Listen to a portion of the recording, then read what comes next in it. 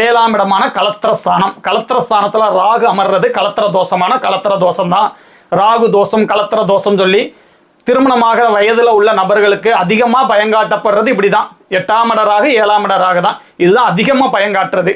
இதுல என்னன்னா தசை நடப்புல இருக்குதா அப்படிங்கிறத மெயினா பார்க்கணும். ராகு தசை திருமணமாகக்கூடிய வயசுல வருதாங்கிறத மெயினா பார்க்கணும். அந்த ராகுக்கு ஏதாவது சுபத்துவ அமைப்புகள் இருக்குதா அந்த விஷயத்தையும் நம்ம தொடர்பு கொள்ளணும். ராகுக்கு சஷ்டாஷ்டக அமைப்புல ஏதாவது புத்திகள் இருக்குதா, லக்னாதிபதி எந்த அளவுக்கு ஸ்ட்ராங்கா இருக்காது, ராகு 7ஆம் இடத்துல இருந்து இப்ப தசை நடத்துறாரு, தாமத திருமணத்தை கொடுக்க போறாரு, எந்த ஏஜ்ல தசை வருது அப்படிங்கிறத பொறுத்து ஒரு 50 வயசுல வருது இல்ல ஒரு 70 வயசுல வருதுன்னா இணைய உங்களுடைய மனைவியை பாதிக்க போறாரு.